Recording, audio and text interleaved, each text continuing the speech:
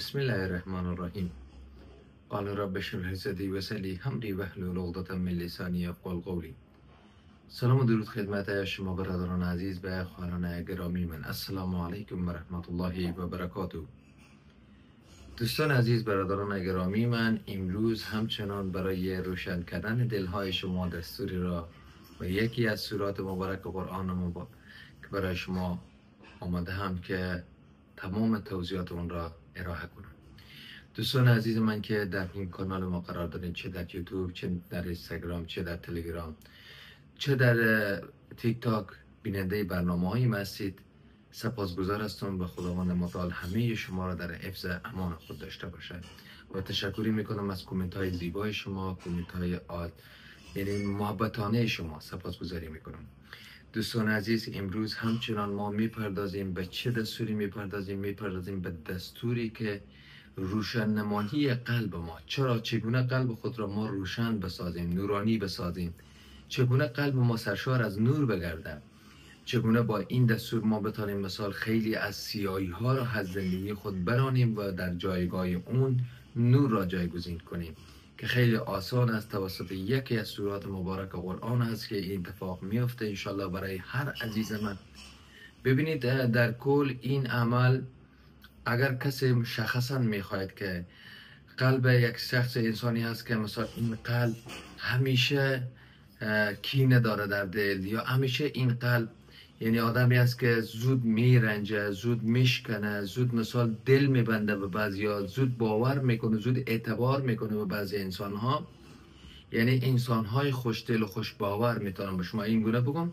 به خاطر این کارا این افراد این کارا میکنن چون دل اینا پاک است، نمیدانن که سیاه کدام است، سفید کدام است. به این خاطر زود باور میکنن، زود خوش باورن، زود میشکنن، زود از بین میرن، زود مثال تخریب میشن. این افراد این دستور برای اونها بالکل طلا هست. بالخصوصا کسانی که اگر در راه روحانیت یا در راه نور علم یا در راه علم مکاشفات، در هر علمی که وجود داری، به خاطری که تقویت روحانیت تو بی نهایت بالا باشه، این دستور برای شما طلای اندر طلا هست. طلای اندر طلا هست. عزیزم، برادر گرامی من، دوست گرامی من، سوره الم نشره، سوره الم نشره لک صدرک، این سوره مبارک آنقدر عظیم است. کارکرد این سوره را من مثال زیاد است، تقریبا 190 خورده مثال این راز دارم. من یک قسمت کوتاه از رازهای اون را خواهم گفت به شما. یکی از رازهای این سوره، کسانی که به این سوره پیوسته دارن و میخوانن این سوره را همیشه دائم الوقت، این سوره باعث میشه که این شخص هیچ وقت فقر به سراغ این نمیاد. اگر کسانی که این سوره را مثال مداومت میخوانه، این سوره باعث میشه که هیچ چشم بد و چشم نظر به این انسان سراغ نخوره. اگر کسی این سوره را مثال به همین شکل میخوانه، هیچ وقت کسی قلب این را تسخیر کرده نمیتونه توسط جادو و سحر. اگر کسی سوره الم نشره را میخوانه، این که تعداد میخوانه تعدادی 100 مرتبه است که روزانه، یعنی 100 مرتبه که بخوانه. اگر کسی که این کار میکنه، رزق فراوان بر جانب پروردگار به این شخص سوق میخوره. اگر کسی که سوره الم نشره را 100 مرتبه روزانه همیشه میخوانه، شما یقین بدانید دروازه جنت، 7 دروازه جنت برای اون شخص باز است. اگر سوره الم نشره را هر کسی روزانه 100 مرتبه میخوانه، یعنی آرامش زندگی که برای او ساق میخوره که حتی دنیا پر از غم باشد، برای اون جز خوشی و راحتی و آسایش چیز دیگر ساق نمیخوره.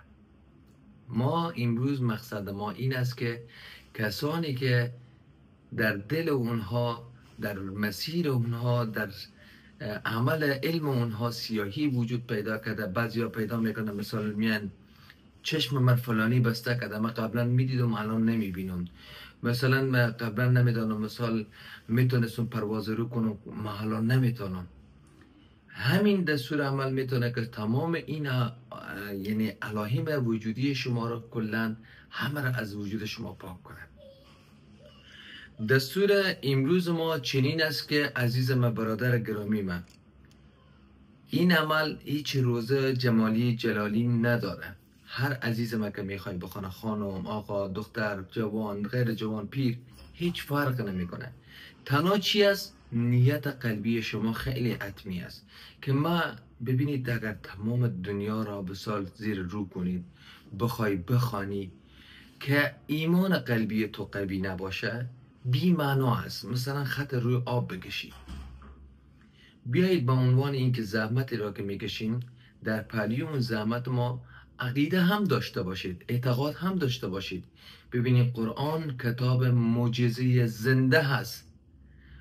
قرآن کتاب معجزه زنده مطلق است، ولی مگر اینکه کسی به این قرآن عمل کند. قرار نیست که تو تمام شرایط قرآن عمل کرده. هر کسی نمیتونه، هیچ کسی وجود نداره در دنیا وجود نداره که به تمام شرایط قرآن عمل کنه. حداقل به هندکی که مثلا یک سوره، دو سوره، یک آیه، دو آیه، به همون سوره که میخوانی، به همون آیه که میخوانی، به همون طبق روش حقیقی قرآن به اون عمل کنی. شما قبول کو فکر کو تمام می قرآن خواندی و با قرآن عمل کردی، اینقدر برابری داره. ولی مثال متاسفانه از دوستان ما میخوانن قرآن، میخوانن فعلا خود شرایط دنیا چینی شده که قرآن را فقط به خاطر مرده های خود استفاده میکنن. به خاطر فلانی مرده بریم ختم بخونیم، فلانی مرده بریم به سر مقبره از او ختم بخونیم. در اصل نه، این قرآن برای ختم خواندن این کارا نیست. قرآن کتاب زنده معجزه مطلق است، راهنمای مطلق، راهنمای زنده مطلق. حالا شده مثلا اوش مصنوی برای شما راهنمایی میکنه، در صورتی که اگر واقعا تو رجوع کنی به خدا قرآن، یعنی این چیزها، این تکنولوژی این دور زمانه در مقابل آیات قرآن و مکاشفات قرآن صفر است. دوستان من، این دستور عمل را هر عزیز من که میخوای انجام بده هیچ مشکل نداره، روزه جمالی جلالی نداره، فقط پاک باشی، یعنی با وضو باشی. کوشش کنید که نیت کنید، دراز بکشید رو به طرف، یعنی رو آسمان باشه، صورت شما خیلی خوبه. اگر نکرد رو به طرف قبله بخوابید، صورت شما رو به طرف قبله باشه. چیکار باید بکنید شما؟ 179 مرتبه نیت کنید که من 179 مرتبه سوره علم نشر لک صدرک، این سوره مبارک را من 179 مرتبه میخوایم بخوانم، با خاطر روشن شدن دلم، با خاطر روشن شدن روحم، با خاطر روشن شدن راه با پرواز روحم. یعنی شما اگر این که ادامه بدین، پرواز روح شما از شب دوم سوم آغاز میشه. سفرهای روحانی شما چنان سفرهای خواهد کردین که شاید به شما قابل باور نخواهد بود. شما کسان ملاقات خواهد کردین که قابل باور نخواهد بود. دوستان عزیز من، شما 179 مرتبه نیت کردین، شروع میکنید به خواندن. هر بار با بسم الله الرحمن الرحیم با چشم بسته چشم خود را میبندید به این شکل، رو امد دراز کشیده هستین. کوشش کنید که جسم را تکان ندین تا زمانی که به خواب فرو میرید. یعنی اگر 10 تا خواندی خواب رفتی، همون 179 مرتبه تو کامل شده. اگر 100 تا خواندی، همون 179 مرتبه تو کامل شده. اگر 179 خواندی، هم 179 مرتبه تو. شما نیت کنی 179 مرتبه. قرار نیست حساب کنی که 1 مرتبه خواندم، 2 مرتبه خواندم. این دیگه ضرورتی نیست. این که خداوند متعال به کدام عدد تو را مثال میبره بر روح تو رو مثال از جسم خارج خواهد کرد، تو رو در خواب فرو خواهد برد. چون که خود شما هم میدونید که خواب برادر مرگ از خواب و مرگ هیچ تفاوتی به هم نداره. نهایتش این است که خداوند زمانی که انسان به خواب میبره روح را از جسم خارج میکنه، روح را از جسم خارج میکنه و انسان به خواب فرو میره. و زمانی که خداوند پس دوباره به انسان روح میبخشه، پس اون انسان بیدار میشه. این رو خوب متوجه باشیم.